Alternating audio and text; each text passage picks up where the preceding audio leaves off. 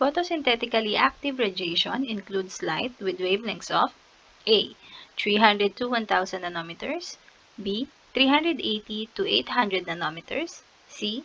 400 to 700 nanometers, or D. 700 to 800 nanometers. The answer is 400 to 700 nanometers. Below 400, that is already your ultraviolet light or the UV lights. 700 to 800 nanometers is the wavelength for the far-red light. And if you are familiar with your phytochromes, there are two types, the phytochrome red and the phytochrome far red. So these phytochromes are photoreceptors that play fundamental roles in photoreception of light environment that is necessary for plant growth and development. So these two phytochromes, the PR and the PFR, can be converted to each other. When PR absorbs red light at approximately 667 nanometers, it is immediately converted to PFR. On the other hand, when PFR absorbs far red light at approximately 730 nanometers, it is quickly converted to PR, or the phytochrome red. And the phytochrome red is the inactive form of the phytochrome. PFR is the physiologically active form. So when a leaf absorbs far red light, the phytochrome PFR is converted into PR, which slows growth. Next, heliophytes are also known as A. Sun-loving plants, B. Shade-loving plants, C. Plants growing in gravel, or D. Plants growing in decaying matter. The answer is sun-loving plants. So helio meaning sun, phytes meaning plants. Shade-loving plants are also called the xyophytes, while plants growing in gravel are called lithophytes, and plants growing in decaying matter are called saprophytes. Next, it refers to the practice of cultivating and managing fruits. A. Pomology, B. Olericulture, C. Ornamental horticulture, or D. Arboriculture. The answer is pomology. Pomo from the word pomum meaning fruits, and logy from the word logia meaning the study of. So pomology is the study of fruits. Olericulture from the word olus meaning vegetable, and culture from the word cultura meaning the cultivation of or growing. So olericulture is the growing of vegetables. Arbori meaning trees, and we already know what culture is. Ornamental horticulture, on the other hand, is the branch of horticulture that deals with the propagation of plants for their aesthetic purpose, such as the cat flowers, cat foliage. Next, a production system which is relatively stable due to the presence of several species. A. Sole cropping, B. Multiple cropping, C. Cropping system, or D. Ratoon cropping. The answer is multiple cropping. So your clue here is the several species. When we say sole cropping, it is similar with monocropping. So you are only planting one crop. Ratoon cropping, on the other hand, is a type of cultivation wherein you allow the second crop to grow from the remains of a previously harvested crops. So what is ratooning? Ratooning is the process of harvesting or cutting the above portion of a plant but leaving its root system and some growing shoots to allow the plants to recover and produce fresh crop.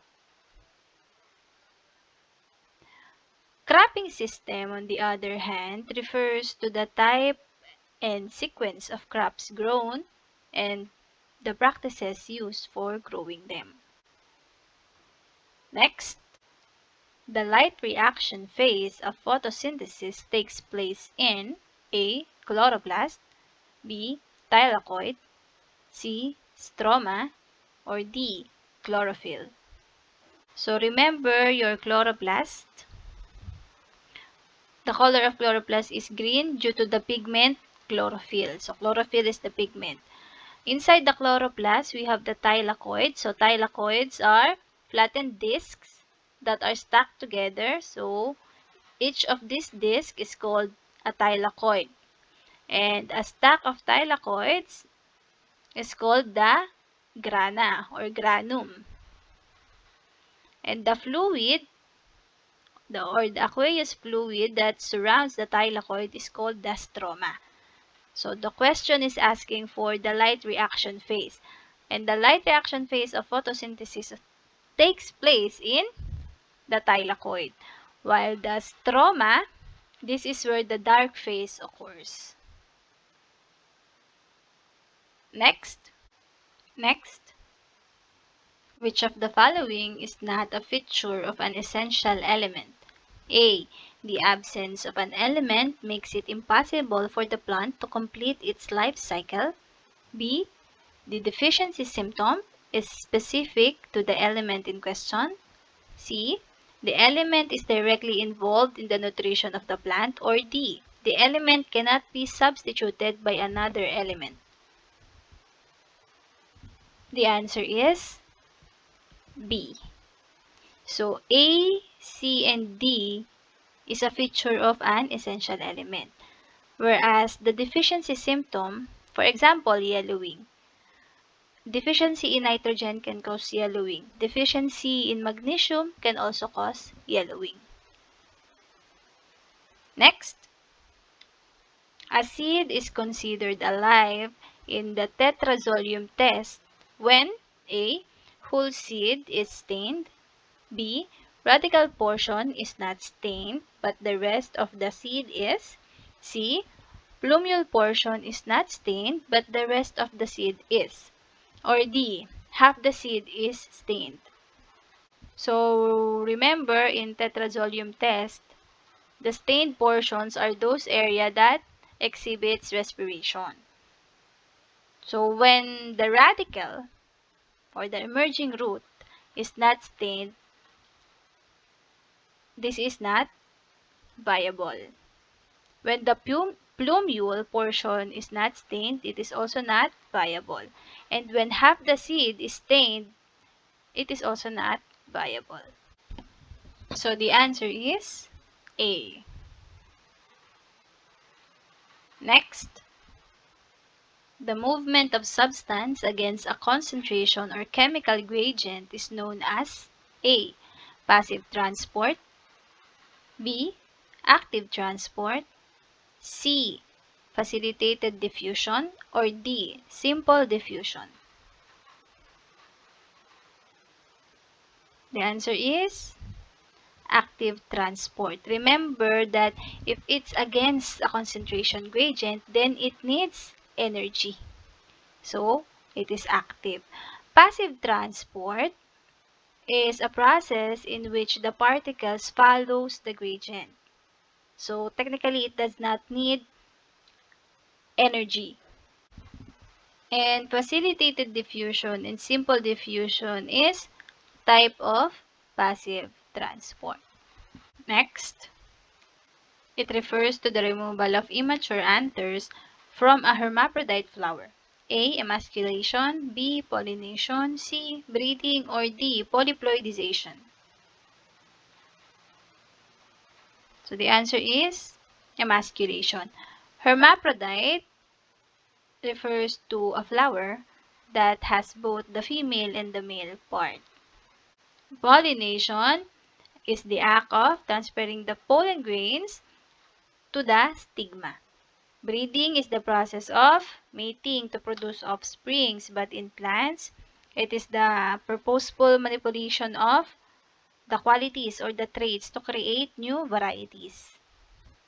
Polyploidization, on the other hand, refers to the multiplication of a complete chromosome set of a certain species to give rise to a new species. So the product of this is a cell containing more than 2 pairs of homologous chromosomes. Next, storage plastids that store starch, oil, and proteins are called A.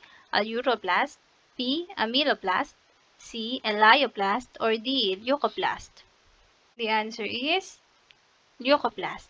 Remember that leucoplast has several types. So, those types are the aleuro, amylo, and elaioplast. Aleuro, or the proteinoplast, these are the plastids that store protein. Amylo, amylo meaning starch, so these are the plastids that store starch. Elaio meaning olive oil, so it stores oil. Next, what is the function of the modified roots characterized by enlarged and fleshy of some plants like Daucus carota, Ipomea batatas, and Raphanus sativus? A. Water and nutrient absorption, B. Food storage, C. Anchorage, or D. All of the above? The answer is food storage. So all of these, A, B, and C, are the functions of a root. However, we are only looking for the function of the modified roots of carrots, sweet potato, and radish. The water and nutrient absorption is the function of the root hairs.